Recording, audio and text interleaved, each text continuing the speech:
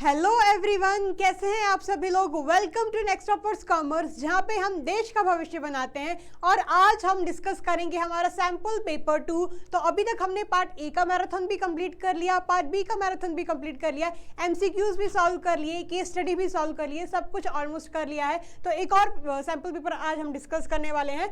तो मेरे साथ बने रहना और हम साथ साथ में सारे क्वेश्चन को डिस्कस करेंगे, इसके क्या सही आंसर्स होंगे और बाकी के आंसर्स क्यों गलत हो रहे हैं वो सब भी हम डिस्कस करते चलेंगे। इस बार मैंने क्या किया है, जो एमसीक्यूज है ना, सही आंसर में खुद टिक लगाऊंगी, पहले से मैंने टिक लगा के नहीं रखे हुए हैं। लेकिन जो स्ट्रेट क्वेश्चंस हैं, केस स्टडी बेस्ड क्वेश्चंस हैं, वो ऑलरेडी आपको लिखे पढ़े मिलेंगे, लेकिन जो उनकी एक्सप्लेनेशन है वो मैं आपको खुद बताऊंगी। और इसका क्वेश्चन का क्या मतलब है और क्या कॉन्सेप्ट यहाँ पर यूज होगा, कैसे आइडेंटिफाई करना है, वो सब मैं आपको बताने वाली हूँ। ठीक है बच्चों, तो ध्यान से सॉल्व करना है, बिकॉज यही प्रैक्टिस आपको 22 फरवरी जब आपका बिजनेस स्टडीज का एग्जाम है, तब ये प्रैक्टिस आपको बहुत काम आने वाली है। ठीक है बच्चों, तो साथ साथ में सॉल्व करते हैं बिना किसी देर के।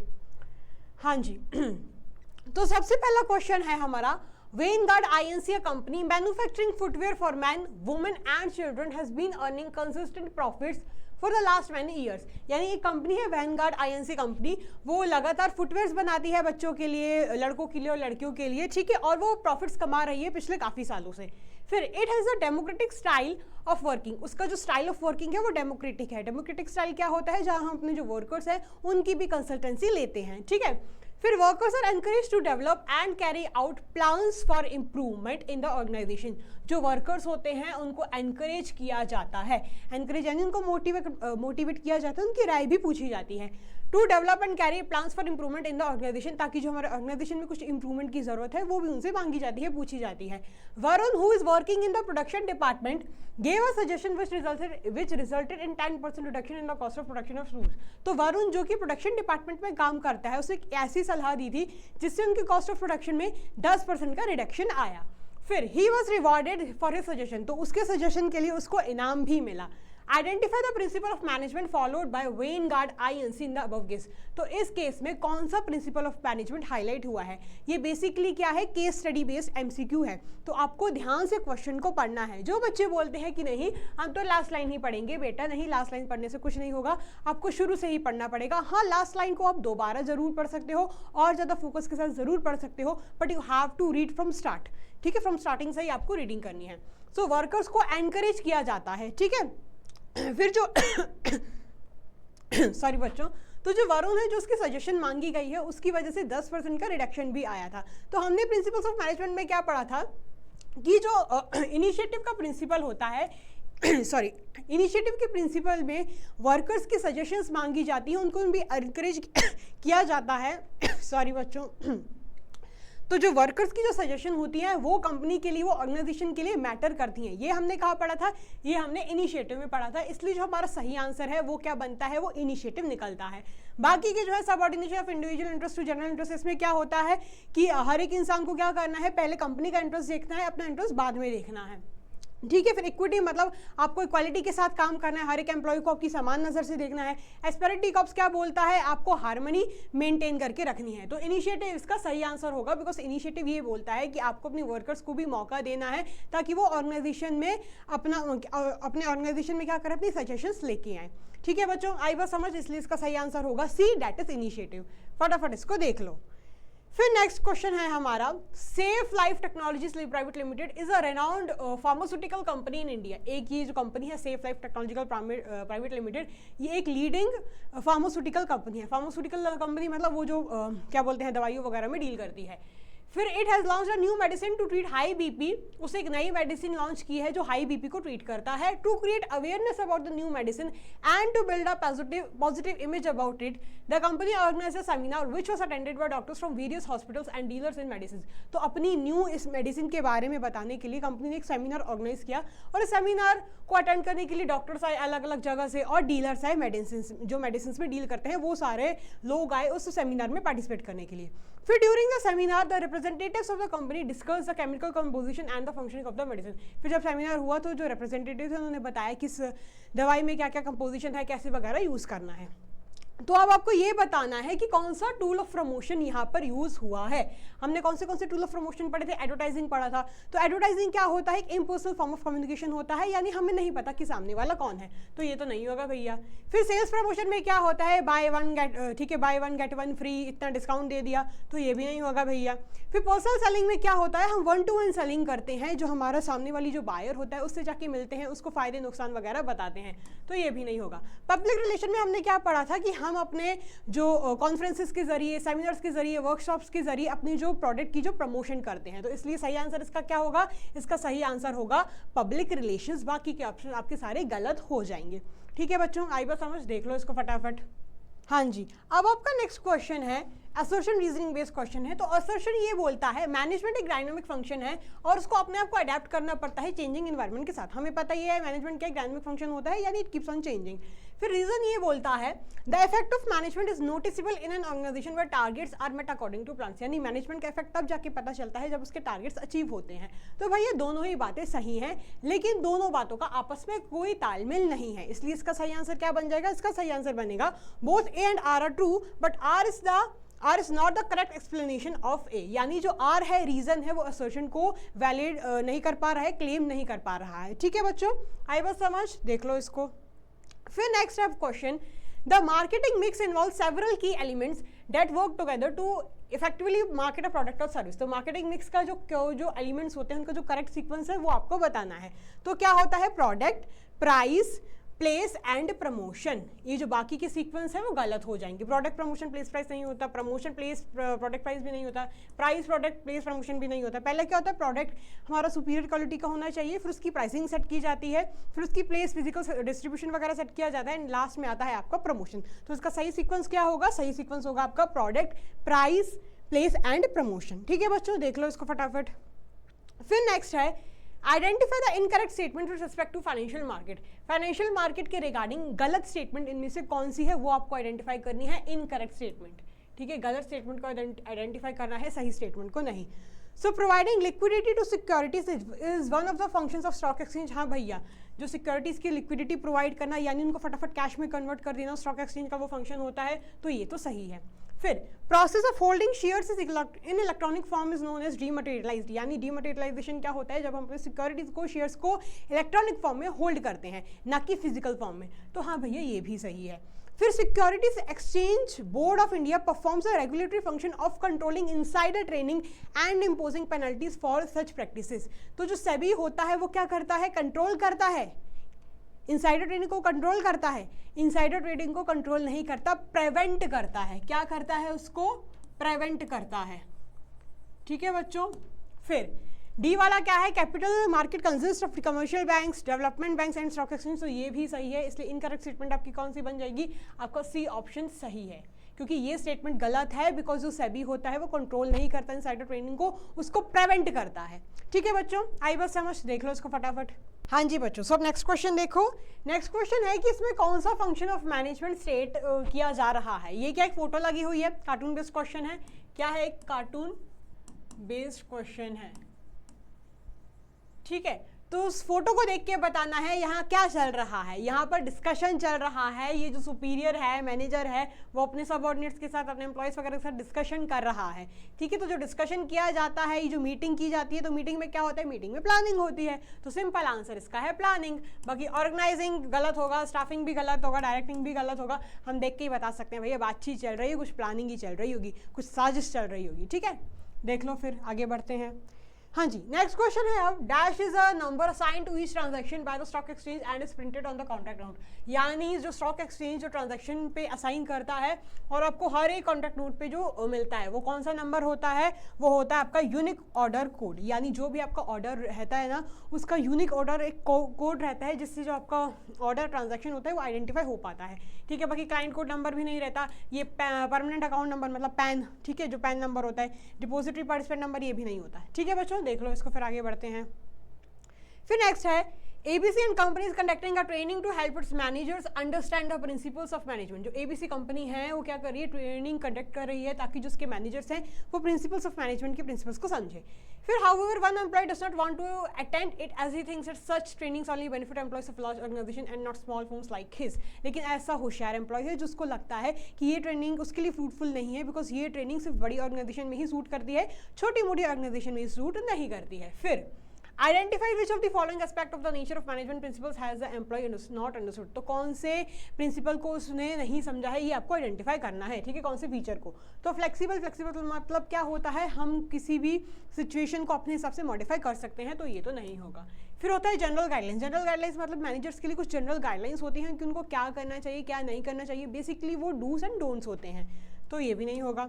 फिर यूनिवर्सल एप्लीकेबिलिटी। अब यूनिवर्सल एप्लीकेबिलिटी क्या बोलती है, ऑर्गेनाइजेशन भले ही छोटी हो या बहुत बड़ी हो, हर एक जगह प्रिंसिपल्स ऑफ मैनेजमेंट फॉलो होते हैं, तो इसलिए आपका सही आंसर बन जाएगा यूनिवर्सल एप्लीकेबिलिटी। और form by practice and experimentation ये भी गलत होगा, यहाँ पर भी इसका कोई रोल नहीं है।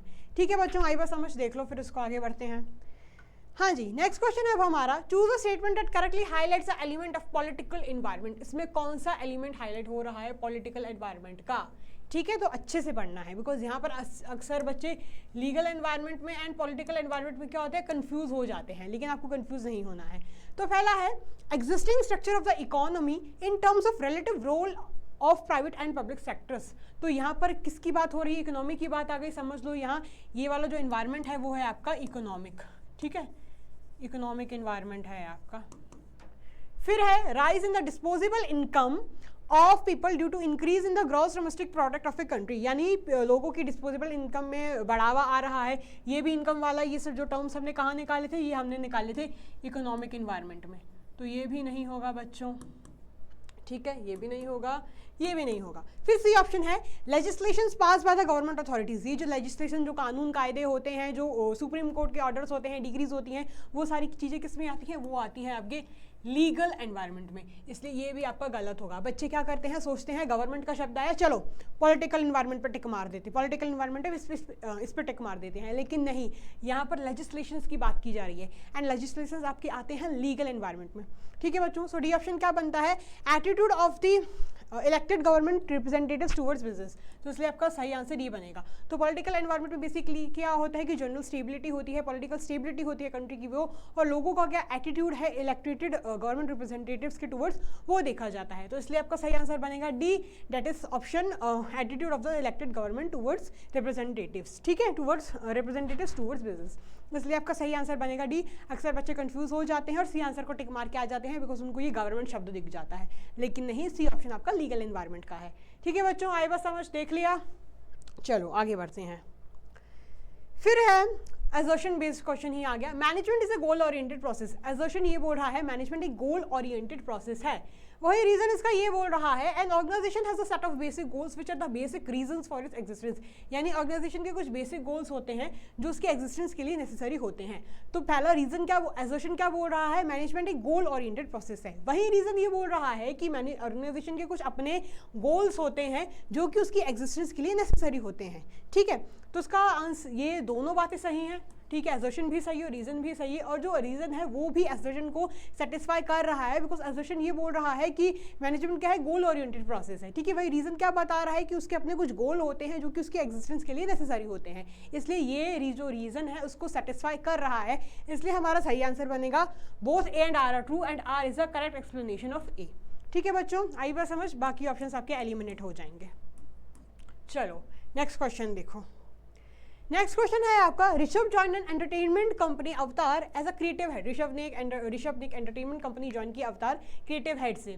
फिर as a manager looking after the creative unit of the company, one of the functions he has to perform is the process of organising, तो उसको जो फंक्शन परफॉर्म करना पड़ रहा है उसमें से एक है ऑर्गेनाइजिंग। फिर choose the step that Rishabh will need to perform in the process of organizing after identifying and dividing the work। तो identifying and dividing the work के बाद कौन सा स्टेप आता है वो आपको बताना है। ये स्ट्रेट क्वेश्चन है, भले आपको लग रहा है कि घुमाया हुआ है, नहीं, लेकिन this is kind of straight question. तो identifying and dividing the work, identifying and division, क्या बोलते हैं, डिवाइडिंग द वर्क के बाद क्या आता है आपका, आता है डिपार्टमेंटलाइजेशन, ये भी नहीं आता बिकॉज ये खुद यहाँ पर डिस्कस किया जा रहा है। असाइनमेंट ऑफ ड्यूटीज भी नहीं आता, एंड एस्टैब्लिशिंग रिपोर्टिंग रिलेशनशिप भी नहीं आता। सो आपका जो नेक्स्ट स्टेप होता है वो होता है आपका डिपार्टमेंटलाइजेशन, ऑर्गेनाइजेशन जिसमें आप डिपार्टमेंट्स वगैरह क्रिएट करते हैं। If according to territory create कर रहे हैं तो आप नॉर्थ रीजन, साउथ रीजन में क्रिएट करेंगे। If according to products create कर रहे हैं तो आप डिपार्टमेंट्स कैसे क्रिएट करेंगे कि फुटवेयर का अलग डिपार्टमेंट है, ठीक है, कॉस्मेटिक का अलग है, क्लॉथिंग का अलग है।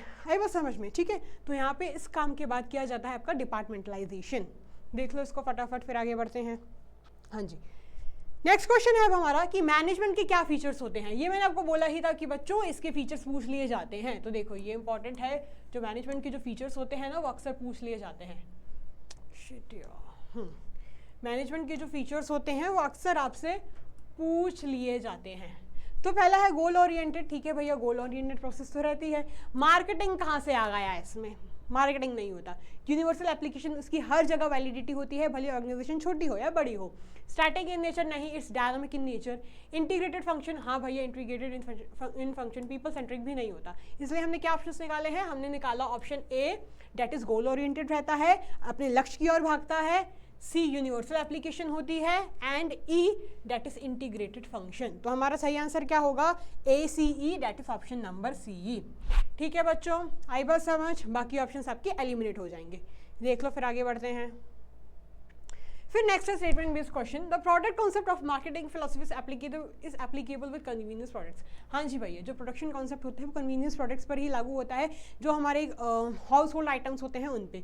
और जो प्रोडक्ट कॉन्सेप्ट होता है वो स्पेशलिटी प्रोडक्ट्स पे लागू होता है। हाँ जी, जैसे कि आपके लग्जरी प्रोडक्ट्स पे। तो दोनों ही स्टेटमेंट सही बोल रही हैं, इसलिए आपका आंसर क्या होगा? Both the statements are correct, ठीक है, इसलिए आपका ऑप्शन होगा सी। आई बात समझ? देख लो उसको फटाफट, फिर आगे बढ़ते हैं।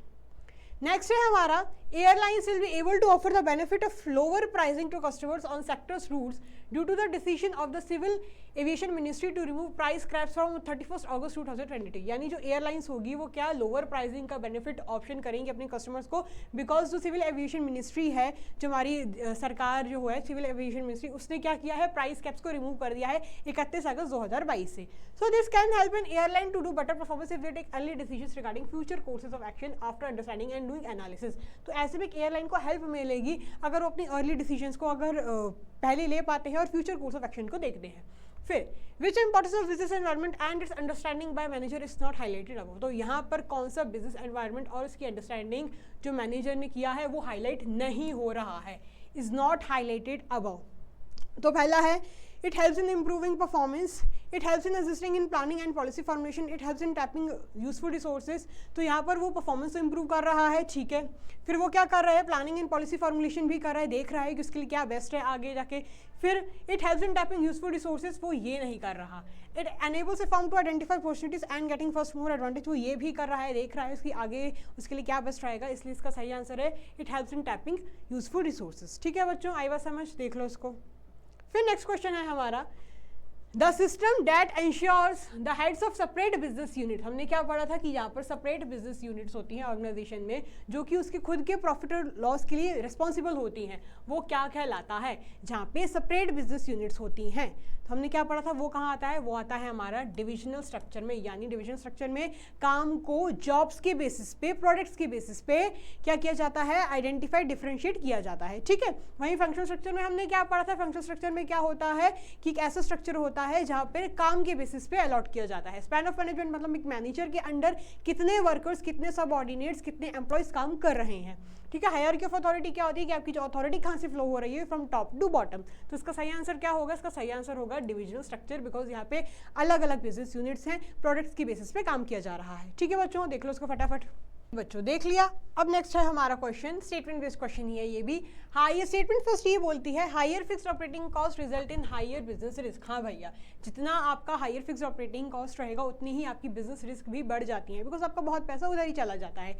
स्टेटमेंट सेकंड आप ये बोलती है if a firm's business risk is higher. अगर फर्म का बिजनेस रिस्क हाई है तो उसकी जो कैपेसिटी है डेब्ट की वो भी हायर होती है। नहीं भैया, अगर एक फर्म का बिजनेस रिस्क लोअर है, क्या है? अगर फर्म का बिजनेस रिस्क लोअर है तब जाके जो उसकी कैपेसिटी होगी बिजनेस डेब्ट की वो हायर होगी, ठीक है। तो ये हायर नहीं होता, वो इनवर्स रिलेशन होता है। तो ये स्टेटमेंट आपकी गलत है, इसलिए आपका सही आंसर होगा statement first is correct and statement second is wrong. ठीक है बच्चों, आई बात समझ। पहली स्टेटमेंट आपकी सही है। सेकंड स्टेटमेंट में क्या होता है, अगर फर्म का जो बिजनेस रिस्क है वो अगर लोअर है तब जाके उसकी जो डेप्ट होगा वो हायर होगा। अगर उसका जो फर्म का बिजनेस रिस्क हायर है तो उसकी जो कैपेसिटी है डेप्ट की वो क्या होगी, वो फिर लोअर होगी।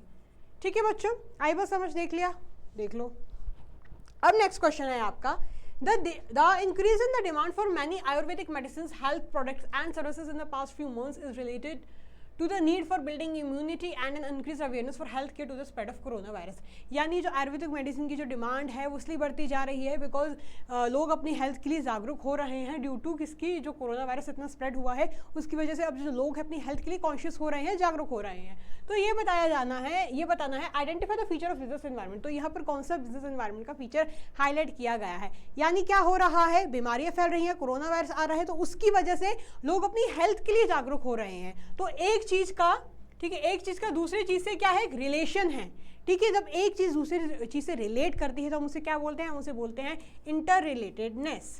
ठीक है, अगर आपकी तबीयत खराब होगी, अगर आप मोटे होते जाओगे तो फिर आप क्या सोचोगे कि भैया मुझे जंक फूड बंद करना चाहिए। तो अगर आप मोटे हो रहे हो फिर आप सोच रहे हो ना कि मुझे जंक फूड बंद करना चाहिए, मुझे लटरम चटरम बाहर का नहीं खाना चाहिए, मुझे हेल्दी चीज़ें खानी चाहिए। तो हर एक चीज़ दूसरी चीज़ से जुड़ी हुई है, इसलिए आपका सही आंसर है इंटर रिलेटेडनेस। तो स्पेसिफिक एंड जनरल फोर्सेज कहाँ से आ गया भैया, स्पेसिफिक एंड जनरल फोर्सेज में क्या आता है आपका, suppliers, customers, technological conditions, economic conditions. तो ये तो गलत हो गया।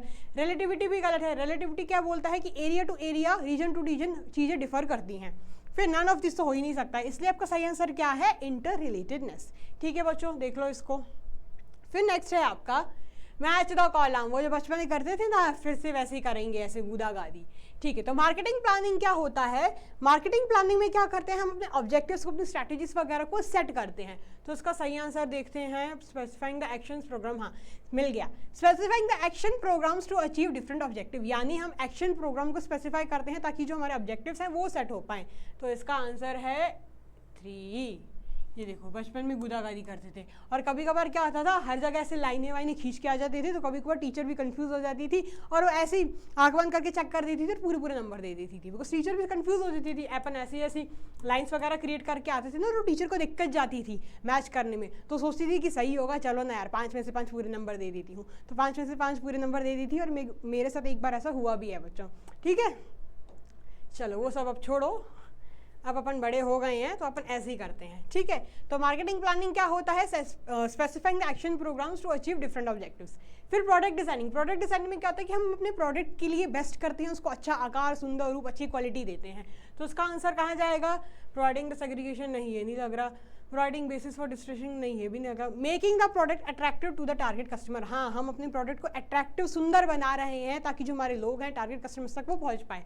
तो उसका आंसर होगा बी। ठीक है, फिर है ब्रांडिंग। मतलब क्या होता है, हम अपने प्रोडक्ट को एक नाम देते हैं जिससे वो दूसरे प्रोडक्ट से अलग से पहचाना जाए। तो उसका सही आंसर क्या होगा, providing basis for distinguish the product of A firm with that of A competitor, इसलिए सी होगा, 2 का होगा सी। फिर ग्रेडिंग मतलब क्या होता है कि अलग अलग खानों में बांट देना। तो ग्रेडिंग मतलब क्या, प्रोवाइडिंग द सेग्रीगेशन। सेग्रीगेशन मतलब उसको डिवाइड कर देना, अलग कर देना of the product basis on the quality. तो डी होगा आपका ये। तो डी का है 1, पहले ऐसे देखते हैं, ए का है 3, ए का है 3, बी का है 4, बी का है 4, सी का है 2, सी का है 2, डी का 1, डी का 1। ठीक है, हमारा सही आंसर है ये। आ गया समझ, बाकी के ऑप्शन हमारे सारे एलिमिनेट हो जाते हैं। देख लो उसको फटाफट। हाँ जी, नेक्स्ट है हमारा, which of the following is incorrect statement with respect to the limitation of planning. Planning की जो लिमिटेशन के रिगार्डिंग कौन सी गलत स्टेटमेंट है, इनकरेक्ट स्टेटमेंट है। ठीक है, so rigidity can limit flexibility and adaptability in process. हाँ भाई, जो रिजिडिटी है क्या करती है, फ्लेक्सिबिलिटी और अडेप्टेबिलिटी को भी क्या करती है, लिमिट कर देती है। रिड्यूस क्रिएटिविटी, हाँ जी, क्या होता है प्लानिंग वगैरह में कि जो टॉप मैनेजमेंट के पास ये अधिकार होता है कि वो ही डिसीजंस बनाए। जो बाकी वाले होते हैं ना, मिडिल लेवल के, लोअर लेवल के मैनेजर्स, वो बस उनका मुंह ताकते रहते हैं कि कब ये डिसीजन बनाएंगे और हम इनकी पॉलिसीज को फॉलो करेंगे। तो इसलिए ठीक है भैया, ये भी है। टाइम कंज्यूमिंग प्रोसेस, हाँ जी, जो प्लानिंग का टाइम कंज्यूमिंग प्रोसेस होती है। फिर innovative ideas can drive progress and improvement within organisation. तो ये तो फायदा है बच्चों, ये प्लानिंग का फायदा है, ये लिमिटेशन नहीं है, इसलिए हमारी इनकरेक्ट स्टेटमेंट क्या बन जाएगी ये, बिकॉज यहाँ पर ये फायदा है, ये तो मेरिट हो गया ना, बाकी के सारे लिमिटेशन है, ये लिमिटेशन थोड़ी ना है, ये तो फायदा है, इसलिए हमारा सही आंसर क्या है, डी है। ठीक है, देख लो। हाँ जी, नेक्स्ट क्वेश्चन है from the following which is not the relevant steps in the process of organising. तो इनमें से ऑर्गेनाइजिंग का रेलेवेंट स्टेप कौन सा नहीं है? नॉट यानी नहीं है, ठीक है नहीं, नहीं है। तो आइडेंटिफिकेशन डिवीजन ऑफ वर्क ये तो होता है, डिपार्टमेंटलाइजेशन ये भी होता है, असाइनमेंट ऑफ ड्यूटीज ये भी होता है, रिजिडिटी ये कहाँ से आ गया, पता नहीं कहाँ आ गया। तो सही आंसर क्या है? रिजिडिटी। ठीक है बच्चों, देख लो फिर आगे बढ़ते हैं। हाँ जी बच्चों, तो अब नेक्स्ट क्वेश्चन देखो। नेक्स्ट क्वेश्चन है स्ट्रेट क्वेश्चन है ये, kind of state any three features of an organisation which is an aggregate of interpersonal relationships. यानी ऐसे फीचर्स बताने हैं उस ऑर्गेनाइजेशन के टाइप के जो कि किसका एग्रीगेट होता है? Interpersonal relationship. इंटरपर्सनल रिलेशनशिप यानी जिससे हमारी बन रही है, इंटर नहीं होता, इंटरपर्सनल यानी किसी और व्यक्ति के साथ जब हमारी अच्छी बनने लगती है। And is found without any conscious purpose, और ये बिना किसी सोचे समझे ये ऑर्गेनाइजेशन का टाइप बन जाता है। तो वो कौन सा टाइप होता है? वो होता है इनफॉर्मल ऑर्गेनाइजेशन। जब हमारी किसी से वाइब मैच होती है, वाइब क्रिएट होती है, हमारी दोस्ती यारी हो जाती है, तो वो किसका टाइप होता है? वो होता है हमारा इनफॉर्मल ऑर्गेनाइजेशन का टाइप। तो इसके क्या फीचर होते हैं कि पहले तो ये फॉर्मल ऑर्गेनाइजेशन से ही ओरिजिनेट होता है। जैसे कि जो आपकी जो स्कूल फ्रेंड्स होते हैं वो कहाँ से बन रहे हैं? वो स्कूल से ही बन रहे हैं ना, तो स्कूल के आपकी फॉर्मल ऑर्गेनाइजेशन है। और जो आपके दोस्त यारों का जो ग्रुप है वो क्या है? इनफॉर्मल ऑर्गेनाइजेशन है। फिर तो standards of behaviour evolve from group norms, ये कैसा बिहेव करना है कैसे नहीं, वो अपने ग्रुप नॉर्म्स का ही तरीका रहता है। Independent channels of communication flow होते हैं, यानी आप अपनी व्हाट्सएप पे जाके भी बात कर सकते हो, इंस्टा पे घूमने फिरने जा रहे हो तो स्टोरी में मेंशन कर रहे हो, ये सब क्या है? इंडिपेंडेंट चैनल्स ऑफ कम्युनिकेशन है। ये स्पॉन्टेनियसली एमर्ज होता है, यानी एकदम से एमर्ज होता है, ऐसा नहीं कि इसको डेलिबरेटली क्रिएट किया जा रहा है। फिर इसका कोई डेफिनेट स्ट्रक्चर नहीं होता है। ठीक है बच्चों, फिर आपको इसके फीचर्स बताने हैं। अगर आपने आइडेंटिफाई कर लिए फिर इसके फीचर्स तो आप लिख ही लोगे आई गेस। ठीक है, तो चलो अब नेक्स्ट क्वेश्चन देखते हैं। सो नेक्स्ट क्वेश्चन है आपका, explain why planning is regarded a forward looking function. पहले तो प्लानिंग फॉरवर्ड लुकिंग फंक्शन क्यों है? फॉरवर्ड लुकिंग फंक्शन इसलिए है क्योंकि हम क्या करते हैं अपने पास्ट के एक्सपीरियंस से जो हमने गलतियां की हुई हैं उनको पास्ट से सीखते हैं और वो गलती हम आगे नहीं दोहराते हैं। और मेंटल एक्सरसाइज क्यों है? बिकॉज यहाँ पर हमारी इमेजिनेशन, हमारा जजमेंट, साउंड जजमेंट, फोरसाइट वगैरह का इन्वॉल्वमेंट होता है। ठीक है, आप इसको लिख सकते हो एक्सप्लेनेशन में। Planning essentially involves looking ahead and preparing for the future. It employs peeping into the future, यानी फ्यूचर में झांक के देखना पड़ता है। एनालाइजिंग इट एंड प्रोटेक्टिंग, उसको एनालाइज करना पड़ता है, प्रोटेक्ट वगैरह करना पड़ता है। ठीक है, फिर इसलिए क्या है? एक फॉरवर्ड लुकिंग फंक्शन है। फिर मेंटल एक्सरसाइज क्यों है? बिकॉज इधर आपको अपना दिमाग लगाना पड़ रहा है, अपनी फोरसाइट, अपनी इंटेलिजेंट इमेजिनेशन और अपना साउंड जजमेंट। ठीक है, तो इसलिए क्या बन जाता है? ये एक मेंटल एक्सरसाइज भी बन जाती है। आई होप आपको समझ आया होगा, फटाफट देख लो। नेक्स्ट क्वेश्चन है अब हमारा कि मैनेजमेंट बाय एक्सेप्शन क्या होता है with respect to analysing deviation a step in the process of controlling, यानी कंट्रोलिंग ऑफ प्रोसेस का ही पार्ट है, तो उसको बताना है। ठीक है, तो क्या है? सेटिंग परफॉर्मेंस स्टैंडर्ड, जब हम परफॉर्मेंस स्टैंडर्ड को सेट करते हैं और उसके बाद क्या करते हैं? एक्चुअल परफॉर्मेंस को मेजर करते हैं, तो ये उसी का पार्ट है। ठीक है बच्चों, कुछ नहीं, ये भी स्ट्रेट क्वेश्चन ही है,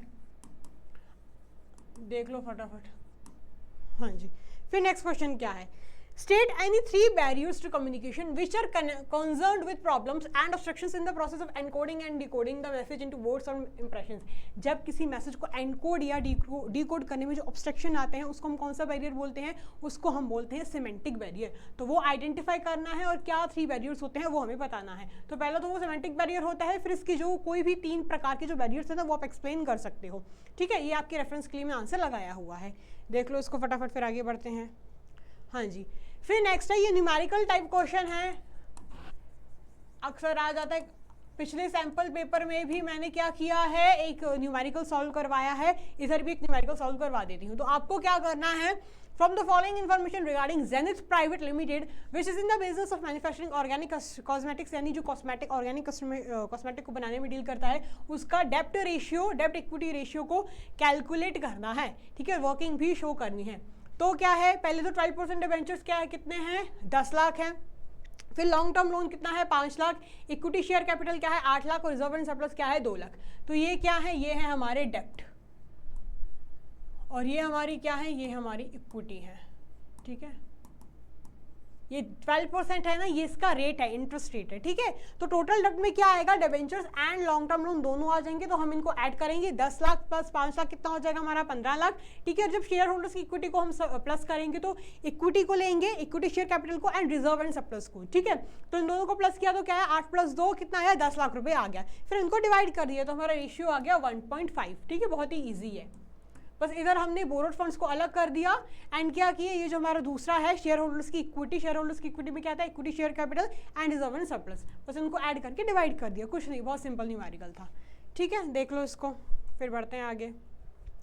फिर नेक्स्ट क्वेश्चन है, ये केस स्टेट बेस्ड क्वेश्चन है। तो देखो, CareTech is a company which deals with providing car service at home and on road। तो CareTech की कंपनी है जो क्या करती है, कार सर्विस प्रोवाइड करती है ऑन रोड भी, एट होम भी और ऑन रोड भी, ठीक है। फिर there are different departments in the company like HR, marketing, finance, research and development and operations. तो बहुत अलग अलग डिपार्टमेंट है, जैसे कि ह्यूमन रिसोर्स हो गया, मार्केटिंग हो गया, फाइनेंस हो गया, रिसर्च हो गया और ऑपरेशंस हो गया। The top management of the company tries its level best to synchronise, यानी जो टॉप लेवल है वो अपनी पूरी मेहनत करता है ताकि एक्टिविटीज को क्या करे, सिंक्रोनाइज करे, ठीक है, सिंक्रोनाइज। फिर द एक्टिविटीज, हाँ, the result is increase efficiency and attainment of goals. जो रिजल्ट है उससे क्या हुआ है, गोल्स अचीव हो रहे हैं और इफिशिएंसी भी इंक्रीज हुई है। However with the passing of time the size of the company has grown and now there are many branches of this company। तो क्या हुआ है कि बढ़ते वक्त के साथ जो कंपनी का साइज है वो भी बढ़ा है। फिर the synchronisation has turned more important with the increase the size of the company and the number of employees. इससे क्या हुआ है, कंपनी भी बढ़ी है और जो नंबर ऑफ एम्प्लॉइज है वो भी बढ़े हैं। फिर the department heads of the company are specialist in their respective areas and the top management tries to work with them not with the authority by respecting their views of the subject. Their ego clashes are not with authority but by respecting their views on the subject. तो यानी काम बहुत अच्छे से चल रहा है, एक दूसरे की व्यूज वगैरह की भी रेस्पेक्ट करते हैं। Their ego clashes are avoided to ensure smooth function. तो उनका अगर ईगो वगैरह क्लैश होते भी है तो ये मेक श्योर किया जाता है कि ऑर्गेनाइजेशन का स्मूथ फंक्शनिंग हो। तो अब ये आइडेंटिफाई करना है कि कौन सा मैनेजमेंट का कॉन्सेप्ट फॉलो इधर हो रहा है। तो इधर मैंने आपको एक वर्ड हाईलाइट करके दिया है, सिंक्रोनाइज। क्या किया जाता है, जब सारे डिपार्टमेंट्स की जो एक्टिविटीज़ को सिंक्रोनाइज किया जाता है, अलाइन किया जाता है, ठीक है। और क्या बोल सकते हैं, अगर सिंक की जगह अलाइन वर्ड आ गया तो घबराना मत। जब डिफरेंट डिपार्टमेंट्स की एक्टिविटीज़ को अलाइन किया जाता है, सिंक किया जाता है, तो उस कॉन्सेप्ट को हम क्या बोलते हैं, इस कॉन्सेप्ट को हम बोलते हैं कोऑर्डिनेशन। क्या बोलते हैं, कोऑर्डिनेशन। तो कौन सा कॉन्सेप्ट फॉलो हो रहा है बच्चों, यहाँ पर हो रहा है आपका कोऑर्डिनेशन का कॉन्सेप्ट। फिर also give the benefits highlighted in the above para of this concept. अब इस कॉन्सेप्ट के क्या क्या फायदे हैं वो आपको बता देने हैं, ठीक है। देख लो क्या कॉन्सेप्ट है, अगर कोऑर्डिनेशन फॉलो हुआ है तो इसमें क्या इंपॉर्टेंस होती है, ग्रोथ इन साइज, फिर फंक्शनल डिफरेंशिएशन, ये सारे इसके फायदे हैं वो आप लिख सकते हो, ठीक है। फिर नेक्स्ट क्वेश्चन देखो, after finishing her BBA degree course Sania gets the job of assistant manager in a retail company through the reference of her cousin Sonia. ये अपनी BBA की डिग्री को खत्म करने के बाद सानिया की नौकरी लगती है एज एन असिस्टेंट मैनेजर, किसकी रेफरेंस से, उसकी जो कजिन है सोनिया, उसकी मदद से। Who works in the same company as a senior manager, जो कि उसी कंपनी में काम करती है एज अ सीनियर मैनेजर की पोजीशन पे। फिर Sonia decides to guide Sania through her experience by making her aware of the important facts about management in practice. तो सोनिया क्या करती है, सानिया को बाकी सारे फैक्ट्स समझाती है जो कि नेसेसरी हैं। फिर she tells her that neither the principles of management provide any readymade straight jacket solutions to all managerial services not they are not rigid prescriptions. तो ये बताती है कि जो मैनेजमेंट के प्रिंसिपल्स है, ना ही वो स्ट्रेट रेडीमेड सॉल्यूशंस है, स्ट्रेट जैकेट सॉल्यूशंस है, ना ही वो रिजिड प्रिस्क्रिप्शंस हैं। रिजिड प्रिस्क्रिप्शंस यानी बिल्कुल एकदम थोपे नहीं जा सकते, बिल्कुल स्ट्रिक्ट नहीं है। फिर which have to be followed absolutely in context of the above case, identify the two features of principles of management mentioned in the above paragraph। तो ये पूछा हुआ है कि कौन से दो फीचर्स यहाँ पर निकल के आ रहे हैं। पहले तो रिजिड फीचर नहीं है, ठीक है। फिर दूसरा आपके लिए क्या है, रेडीमेड सॉल्यूशन भी वो प्रोवाइड नहीं करते हैं, लाइक आपको करना है तो करो, अब आप पे जबरदस्ती थोपे नहीं जा सकते। तो क्या है, पहले तो वो फ्लेक्सिबल है एंड दूसरा जनरल गाइडलाइंस है, यानी आपको कैसे करना है, क्या करना है वो आप पे डिपेंड करता है। एक जनरल गाइडलाइंस होती है कि क्या आपके डूज एंड क्या डोंट्स हैं, यानी क्या है कि आपको रोड मैप तैयार करके दे दिया जाता है। फिर आपके लिए क्या बेटर है वो तो आपको खुद समझना पड़ेगा, ठीक है। सामने वाले को सपना तो आ नहीं रहा ना कि उनकी लाइफ में, उनके काम, कंपनी में, उनके बिजनेस ऑर्गेनाइजेशन में क्या काम चल रहा है। तो बेसिकली क्या है, कुछ जनरल गाइडलाइंस है और वो फ्लेक्सिबल भी हैं, ठीक है। तो एक जनरल गाइडलाइंस का फीचर आप निकाल सकते हैं और दूसरा आप क्या निकाल सकते हो, फ्लेक्सिबल का फीचर भी निकाल सकते हो, ठीक है। फिर why do the principles of management not provide readymade straight jacket solutions to all manager problems. तो जो प्रिंसिपल्स ऑफ मैनेजमेंट के जो प्रिंसिपल्स होते हैं वो रेडीमेड स्ट्रेट जैकेट सॉल्यूशंस क्यों प्रोवाइड नहीं करते हैं, ठीक है। पहला तो है जनरल गाइडलाइंस, दूसरा है फ्लेक्सिबल। अब इसका आंसर क्या है, आप अपने मन से लिख सकते हो कि भैया जो रियल बिजनेस सिचुएशंस होती हैं वो वैरी करती रहती हैं, ठीक है। Are very complex and dynamic, यानी बहुत कॉम्प्लेक्स एंड डायनामिक होती है। Resulting from many factors the principles of management do not provide readymade solution. इसलिए जो प्रिंसिपल्स ऑफ मैनेजमेंट होते हैं वो आपको रेडीमेड सॉल्यूशंस प्रोवाइड नहीं करते हैं, ठीक है बच्चों। आप इसकी एक्सप्लेनेशन मन से आराम से लिख सकते हो और कुछ नहीं है, ठीक है। देख लो फिर आगे बढ़ते हैं। हाँ जी, तो नेक्स्ट क्वेश्चन है अब हमारा, dividend decision is concern with deciding how much of the profit earn by companies to be distributed to share holders and how much should be retained in the business. हो सकता है ये आपसे पूछ लें ऐसा करके कि dash decision is concern with deciding वगैरह वगैरह, फिर आपको बताना पड़े कि इसका क्या आंसर। तो हो सकता है आपसे 1 मार्कर में भी पूछ सकते हैं। तो डिविडेंड बेसिकली क्या होता है, डिविडेंड डिसीजन की कितना प्रॉफिट हमें अपने पास रखना है और कितना प्रॉफिट हमें अपने शेयर होल्डर्स के साथ बांटना है in the form of dividend. ठीक है, तो उसके ये बोला है कि क्या फैक्टर्स डिविडेंड डिसीजन को अफेक्ट करने हैं वो आप बता दो। तो हमने पार्ट बी कल मैराथन में भी डिस्कस किया है भैया कि डिविडेंड डिसीजन के क्या फैक्टर्स होते हैं, आपके इन्वेस्टमेंट डिसीजन के, फाइनेंस डिसीजन के क्या फैक्टर्स अफेक्ट करते हैं, सब हमने कवर किया हुआ है। तो पहले अर्निंग्स हो गया, ग्रोथ अपॉर्चुनिटीज हो गया, यानी कंपनी की जितनी हाई अर्निंग्स होगी कंपनी उतनी हाई डिविडेंड पे कर पाएगी। अगर कोई कंपनी सोच रही है कि मुझे आगे जाके ग्रो करना है तो वो क्या करेगी, इस केस में कम डिविडेंड पे करेगी। ठीक है, फिर और भी चीज़ें होती हैं, स्टेबिलिटी ऑफ अर्निंग्स हो गया, यानी स्टेबिलिटी इन अर्निंग्स, अगर आपकी अर्निंग स्टेबल है तो आप हाई डिविडेंड पे कर सकते हो। शेयर होल्डर्स की भी प्रेफरेंस होते हैं, जो यंग शेयर होल्डर्स होते हैं वो एक्चुअली अक्सर क्या करते हैं, स्विच करते रहते हैं, लेकिन जो बुजुर्ग पॉपुलेशन होती है, जो ओल्ड पीपल होते हैं, उनको एक स्टेबल डिविडेंड चाहिए होता है। ठीक है, तो बहुत सारे फैक्टर्स हैं, आप कुछ भी एटलीस्ट जितना क्वेश्चन का वेटेज है ना उस हिसाब से आप अपना आंसर लिख सकते हो। ठीक है बच्चों, देख लो फिर आगे बढ़ते हैं। हाँ जी, तो नेक्स्ट क्वेश्चन है अब हमारा, determine the relative proportion of various type of fund depends upon various factors, यानी कितने वेरियस टाइप के फंड्स होते हैं और उनके वेरियस फैक्टर्स क्या होते हैं उस हिसाब से आपको डिटरमाइन करना है और कोई भी 4 फैक्टर को समझाना है। ये भी स्ट्रेट क्वेश्चन है, ये भी क्या है, स्ट्रेट क्वेश्चन है। तो cost of funds, risk profile कितनी इन्वॉल्व है, कंट्रोल कंसिडरेशन क्या है। ठीक है, अगर कंपनी कोई चाह रही है तो अपना कंट्रोल डाइल्यूट करना चाह रही है तो वो इक्विटी के साथ बढ़ सकती है, अगर वो पूरा कंट्रोल रखना चाहती है तो वो डेप्ट के साथ जा सकती है। मार्केट की क्या कंडीशंस हैं, ठीक है, ये सारे क्या हैं, ये सारे इसके फैक्टर्स हैं। आई बात समझ, cost of funds, risk profile, control consideration, market conditions, और भी फैक्टर्स होते हैं। जो भी आपको फैक्टर्स एग्जाम टाइम पे याद आ रहे हैं, जो आपको बेस्ट वे में याद आ रहे हैं वो आप लिख सकते हो। ठीक है, ये स्ट्रेट क्वेश्चन ही था। नेक्स्ट क्वेश्चन देखते हैं। नेक्स्ट क्वेश्चन है, the name and taste of Coca Cola is known to the almost each and every individual in India as well as throughout the world. जो Coca Cola का नाम है वो India में तो चलता ही है लेकिन पूरे विश्व भर में चलता है। फिर दिस कार्बोनेटेड सॉफ्ट ड्रिंक, भैया मैं खुद कोका कोला की बहुत बड़ी वाली फ़ैन हूँ, मुझे कोक बहुत पसंद है। ठीक है, तो अगर मुझे पिज़्ज़ा खाने जा रही हूँ बाहर, ऐसे आपको पढ़ाई से हट के बता रही हूँ, अगर मैं बाहर पिज़्ज़ा खाने जा रही हूँ, कुछ भी खाने जा रही हूँ, तो मेरे लिए कोक तो होनी ही चाहिए सॉफ्ट ड्रिंक में, तभी खाना मेरे गले के नीचे से उतर पाता है, वरना नहीं उतर पाता। ठीक है, तो फिर this carbonated soft drink holds the most market share in the soft drink market and got itself special seat in each and every gathering. तो जो सॉफ्ट ड्रिंक है तो इसको बहुत अच्छा मार्केट शेयर, इसमें पूरा लाइक मार्केट को ही कैप्चर किया हुआ है और इसको एक स्पेशल सीट मिलती है जब भी कुछ गैदरिंग होती है, कुछ फैमिली गैदरिंग हो, कुछ फ्रेंड्स गैदरिंग हो। कोक तो कोका कोला कोल्ड ड्रिंक वगैरह तो रखा ही जाती है। फिर the Coca Cola company has an occasion introduce other cold drinks under the Coke name. जो कोका कोला है उससे अपने नाम के अंदर ही और ही बहुत सारी ड्रिंक्स इंट्रोड्यूस की हैं। The most common of these are diet Coke हो गया, along with others including caffeine free Coca Cola, diet Coke caffeine free, Coca Cola zero sugar, Coca Cola cherry, Coca Cola vanilla and list goes on, और बहुत बड़ी इसकी list लंबी चलती आ रही है। फिर it has capitalised on each and every opportunity to market itself. उसने हर एक मौके को कैपिटलाइज किया है, हर एक मौके को ग्रैब किया है to market itself effectively and place itself in the middle of every gathering, ताकि वो गैदरिंग के बीच में सेंटर ऑफ अट्रैक्शन बना रहे। उसने पूरी इसकी मशक्कत की है। फिर the main reason for such an outstanding placement of product goes through the way they have established the connection between every occasion and a need for coke to be present there। तो इसलिए ये जो main reason है जो उसको आज इतना outstanding placement बोला हुआ है, उससे पहले क्या किया, उससे अपॉर्चुनिटी को ग्रैब किया है, नीड को आइडेंटिफाई किया है। ठीक है, फिर product design and creative advertising, और साथ साथ में इसकी प्रोडक्ट डिज़ाइनिंग भी बढ़िया है और क्रिएटिव जिसकी एडवर्टाइजिंग है वो भी बहुत क्रिएटिव है, यानी लोगों को ऐसे लुभाते हैं कि लोग तो पागल ही हो जाते हैं। ठीक है, फिर in the context of the above given case identify one valid importance of business environment. तो कौन सा बिजनेस इन्वायरमेंट का जो वैलिड इंपॉर्टेंस है वो आपको यहाँ पे बताना है, और ये बताना है कौन सा फीचर बिजनेस इन्वायरमेंट का कोका कोला कंपनी ने मैनेज किया है अपने फेवर में। तो पहले तो उसने क्या किया है, स्पेसिफिक और जनरल फोर्सेस को ध्यान में रखा है, यानी उसने अपने कस्टमर्स को, सप्लायर्स को, कॉम्पिटिटर्स को, ठीक है, ध्यान में रखा है। एंड जनरल फोर्सेस से मार्केट की कंडीशंस भी देखी, इकोनॉमिक कंडीशंस, पॉलिटिकल वगैरह कंडीशंस भी देखी हैं। ठीक है बच्चों, तो क्योंकि उसका नाम इंडिया में तो है ही लेकिन विश्व भर में भी है, तो उसका आंसर देखते हैं। तो जो environment provide numerous opportunities for business success, तो जो इन्वायरमेंट है बहुत सारी अपॉर्चुनिटीज प्रोवाइड करता है।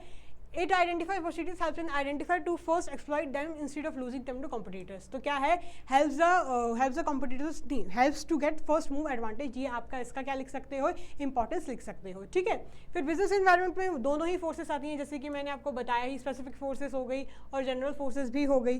ठीक है, तो क्या था, ये चीज़ों से भी उसने इफेक्टिवली डील किया है। आई बात समझ, देख लो उसको फटाफट, फिर आगे बढ़ते हैं। फिर नेक्स्ट क्वेश्चन है, कोई भी 4 मेथड बताने हैं न्यू इश्यूज के, फ्लोटिंग न्यू इश्यूज के प्राइमरी मार्केट में। ऑफर थ्रू प्रोस्पेक्टस हो गया, ऑफर फॉर सेल हो गया, प्राइवेट प्लेसमेंट हो गया, राइट इशू हो गया, EIPOs हो गया, ये सारे आपके क्या हैं, ये इसके 4 तरीके हैं, ये भी स्टेट क्वेश्चन है, देख लो।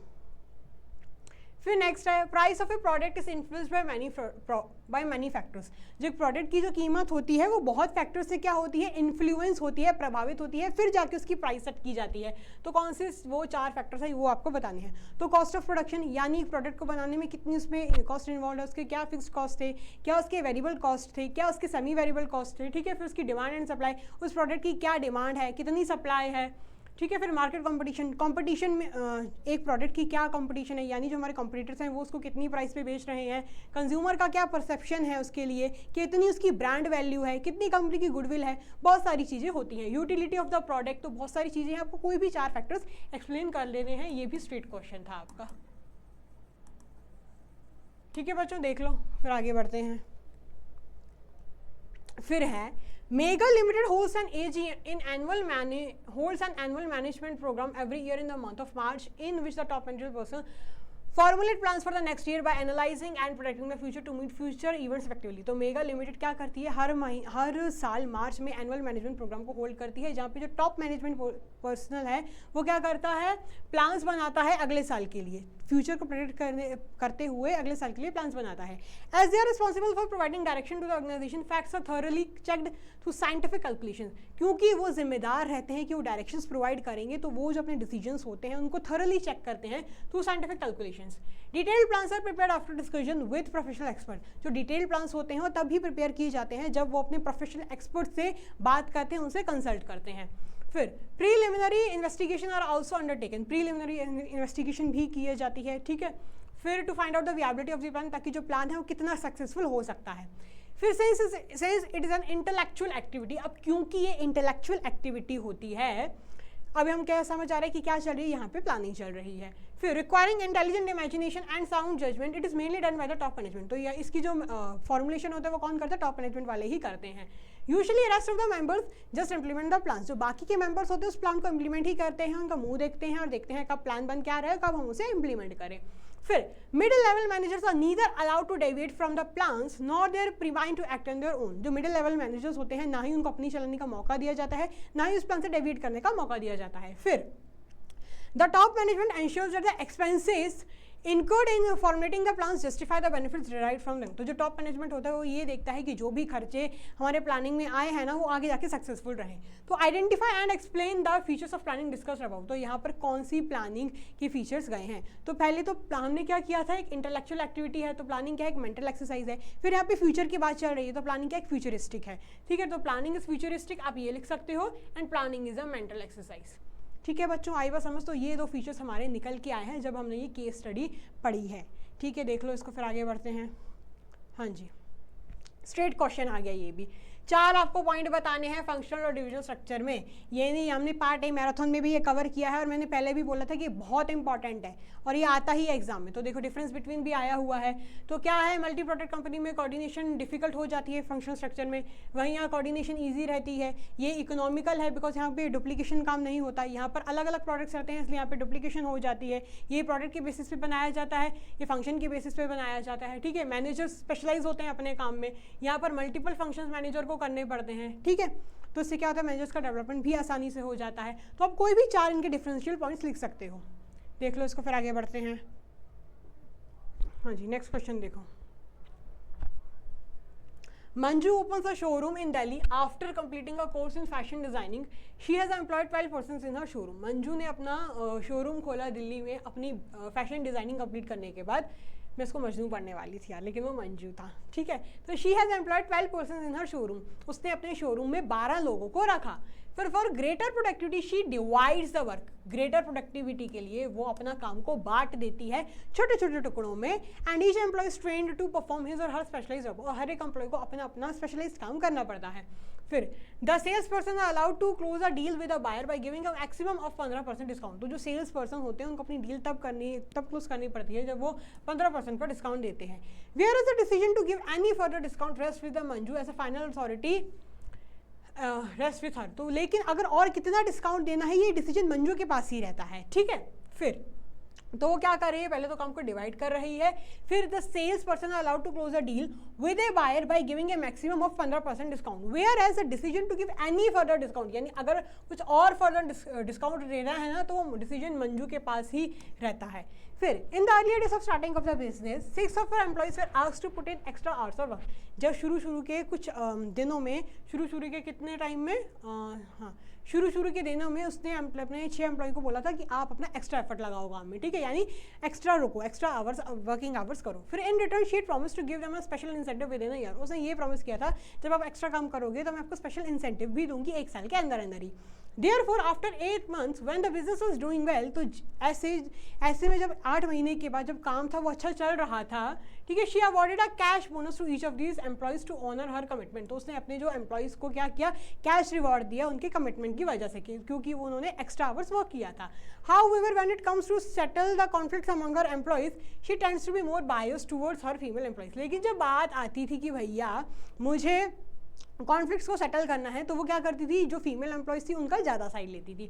तो ये बताना है कि कौन से प्रिंसिपल ऑफ मैनेजमेंट यहाँ पर फॉलो हुए हैं, ठीक है। तो पहला क्या हुआ है, डिवीजन ऑफ वर्क।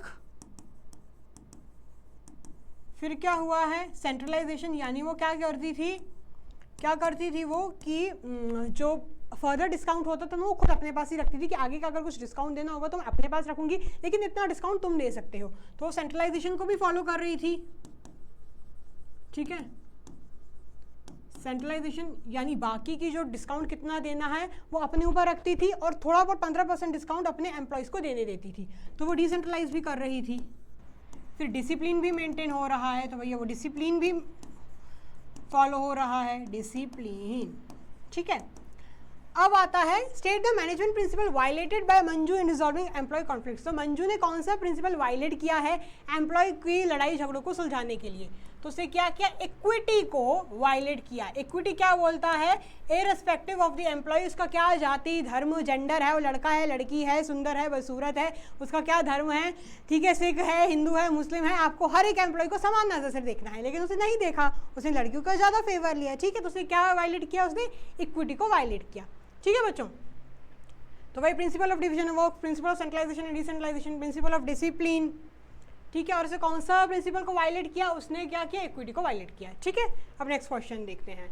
तो नेक्स्ट क्वेश्चन वही स्टेट क्वेश्चन ही है आपका कि आपको अथॉरिटेटिव एंड लेजर फ्री राइन जिसे हम बोलते हैं लीडरशिप के स्टाइल में डिफरेंशिएट करना है, डिग्री ऑफ फ्रीडम और टू द सबऑर्डिनेट्स, और इफिशिएंसी की बेसिस पे, डिसीजन मेकिंग अथॉरिटी के बेसिस पे, सूटेबिलिटी के बेसिस पे, एक्सटेंट ऑफ रिस्पॉन्सिबिलिटी के बेसिस पे। तो यहाँ पे लिटिल फ्रीडम दी जाती है, यहाँ पे ज़्यादा फ्रीडम दी जाती है। यहाँ पर लीडर की इफिशिएंसी खुद ज़्यादा बढ़ती है, लेकिन यहाँ पे फॉलोअर्स की इफिशिएंसी बढ़ती है, बिकॉज फॉलोअर्स को ज़्यादा काम करने का मौका मिलता है। यहाँ पे लीडर खुद अलोन अपने सारे डिसीजंस लेता है, यहाँ पे लीडर अपने फॉलोअर्स को अथॉरिटी दे देता है, ठीक है। फिर यहाँ पे जो ग्रुप ऑब्जेक्टिव्स होते हैं जिसके अनस्किल्ड एंड इनएक्सपीरियंस्ड वर्क, तो वहाँ पे हेड खुद ही लेता है। यहाँ पे जो फॉर दोस ऑर्गेनाइजेशन में फॉलोअर्स आर क्वालिफाइड, ये तब सूट करता है जब क्या होता है आपका, जब जो आपके एम्प्लॉइज होते हैं वो पूरे क्वालिफाइड मोटिवेटेड होते हैं, ठीक है। ये हेडिंग बच्चों थोड़ी सी गलत आ गई थी, ठीक है, इसको कट कर देना, लेजाइज फ्री लिख देना, ठीक है। फिर the leader exercise strict control over subordinate, जो लीडर होता है वो स्ट्रिक्ट कंट्रोल रखता है अपने सबऑर्डिनेट पे। यहाँ पे लीडर इतना कंट्रोल नहीं जमाता है, यहाँ पे लीडर ही रिस्पॉन्सिबल होता है, यहाँ पे मिनिमल रिस्पॉन्सिबिलिटी यानी लीडर की रिस्पॉन्सिबिलिटी कम रहती है। इसके आप बेसिस पर ही, जब आप बेसिस आपको क्वेश्चन पेपर में अगर मिलता है आपको बेसिस, तो आप अंदर की एक्सप्लेनेशन तो खुद ही क्रिएट कर सकते हो, ठीक है। बस अगर आपको कॉन्सेप्चुअल क्लैरिटी आपकी होनी चाहिए यहाँ पे। फिर नेक्स्ट क्वेश्चन है हमारा, delegation of authority develops employees, motivates them and facilitates growth. In light of the above statement, how delegation helps in motivating employees to achieve organizational goals? तो delegation of authority employees की development में मदद करता है, तो ये सब आपको बताना है, ठीक है, इसकी स्टेटमेंट को मद्देनजर रखते हुए।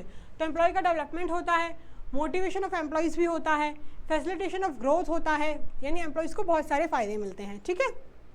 फिर नेक्स्ट क्वेश्चन देखो, every card limited is a greeting card making company which is flourishing well. Every card जो ग्रीटिंग कार्ड कंपनी है जो क्या कर रही है, बहुत फ्लरिश कर रही है, बहुत आगे बढ़ रही है। There is a card for every one and for every occasion, हर एक ओकेशन के लिए कार्ड होता ही है। फिर during the time of Christmas and new year the production and selling of cards reaches a new high as a company originates from Europe, यानी Christmas और न्यू ईयर के टाइम जो प्रोडक्शन और सेलिंग का काम होता है बहुत तेजी से बढ़ता है, ठीक है। फिर the company exist in an environment which is a democratic and there are rules for every business firm. तो यानी कंपनी एक ऐसे इन्वायरमेंट में काम करती है जहाँ पे डेमोक्रेटिक इन्वायरमेंट है, ठीक है। Outside the company there are customers, company के बाहर कस्टमर्स हैं, कॉम्पिटिटर्स हैं, गवर्नमेंट अथॉरिटी है और सब कुछ है। One can think of the company appears to have a promising future, जो कंपनी का जो फ्यूचर है, भविष्य है, वो बहुत सुनहरा दिख रहा है। फिर however the firm will have to understand the close relationship between various elements of the business environment, लेकिन कंपनी को एक क्लोज रिलेशनशिप भी देखना पड़ेगा बिजनेस एनवायरनमेंट के फैक्टर्स के बीच। फिर in the context of the case identified explain the features of business environment which are mentioned here. तो यहाँ पे कौन सी फीचर्स आपको बिजनेस एनवायरनमेंट के दिख रहे हैं वो आपको बताना है। तो पहली बात तो जो बिजनेस एनवायरनमेंट होता है वो जो एक्सटर्नल फोर्सेस होता है उस पर डिपेंड करता है, यानी जो सारी जो फोर्सेस होती है वो एक्सटर्नल फोर्सेस ही होती हैं। So totality of external forces, interrelatedness, हर एक फैक्टर एक दूसरे फैक्टर से जुड़ा हुआ होता है। स्पेसिफिक एंड जनरल फोर्सेस हम ये सब देख सकते हैं, कस्टमर्स, कॉम्पिटिटर्स, ये सब क्या है आपकी स्पेसिफिक फोर्सेस हैं और जनरल फोर्सेस भी यहाँ पे आ रही हैं, ठीक है। तो यहाँ पर क्या आंसर आपका आ रहा है, यहाँ पे हमें 3 फीचर्स मिल रहे हैं, totality of external forces, inter related and specific and general forces. ठीक है बच्चों, आई बात समझ, देख लो, फिर आगे बढ़ते हैं। नेक्स्ट क्वेश्चन है explain any 4 importance of organising in management की ऑर्गेनाइजिंग की 4 आपको इंपॉर्टेंट पॉइंट्स बताने हैं मैनेजमेंट में। तो benefits of specialisation, adaptation to change, clarity in working relationship, यानी हम बताते हैं कि ये रिलेशनशिप्स को रिपोर्ट करवाते हैं, ये आपका सुपीरियर है, ये आपका सबऑर्डिनेट है। ऑप्टिमम यूटिलाइजेशन ऑफ रिसोर्सेज, जब एक इंसान को पता है कि इसका क्या काम है तो रिसोर्सेज वेस्ट नहीं होते। ये सारे आपको इसके फायदे लिखने हैं। ये भी क्या है, ये एक स्ट्रेट क्वेश्चन है, ठीक है। फिर नेक्स्ट क्या है, वही इसके इंपॉर्टेंट पॉइंट्स हैं, कुछ भी आप 4-5 पॉइंट लिख देना, ठीक है। फिर explain any 4 dimension of business environment, ये भी बहुत इजी क्वेश्चन है, स्ट्रेट क्वेश्चन है आपका। तो क्या टेक्नोलॉजिकल इन्वायरमेंट बता दिया, जब आपकी टेक्नोलॉजी अपग्रेड होती है तो ये सारे फैक्टर्स किस में आते हैं, आपके आते हैं टेक्नोलॉजी इन्वायरमेंट में। इसका जो कीवर्ड चार्ट है वो बोर्ड एक्सप्रेस में मैंने बताया हुआ है, अगर आपको कीवर्ड्स आइडेंटिफाई करने हैं, क्रैक करने हैं तो वो चार्ट जाके देख लेना, ठीक है। सोशल एनवायरनमेंट क्या होता है, जो कल्चरल वगैरह से, लोगों के बिलीव्स, कस्टम्स वगैरह से डील करता है। लीगल एनवायरनमेंट में क्या आता है, जो लेजिस्लेशंस होते हैं गवर्नमेंट अथॉरिटीज़ के, सुप्रीम कोर्ट वगैरह के ऑर्डर्स के डिग्रीज होते हैं, जजमेंट्स होते हैं, ठीक है। पॉलिटिकल इन्वायरमेंट भी होता है। तो आपको किसी भी कोई भी 4 टाइप के इन्वायरमेंट डायमेंशंस बताने हैं। एक और ऐड कर लेना, पॉलिटिकल इन्वायरमेंट, ठीक है। अगर आपको कोई भी इन्वायरमेंट याद नहीं आ रहा तो उसके लिए मैं निमोनिक बनाया हुआ था, डैट वाज स्लेप्ट, ठीक है बच्चों, आई बात समझ। तो यहाँ पर हमारा सैम्पल पेपर भी सॉल्व होता है, आई होप आपको समझ आया होगा। यहाँ पर हमने अच्छे से जो क्वेश्चंस थे वो डिस्कस किए थे, कौन सा कॉन्सेप्ट कैसे आइडेंटिफाई हुआ है सब हमने डिस्कस किया है। आई होप आपको मज़ा आया होगा। कल मैं आपके लिए कुछ और लेके आऊँगी, टिल द टाइम आपको वेट करना पड़ेगा, अपनी ब्रीथ को होल्ड करना पड़ेगा। Till the time take care, keep working hard. Thank you so much, stay blessed, bye bye.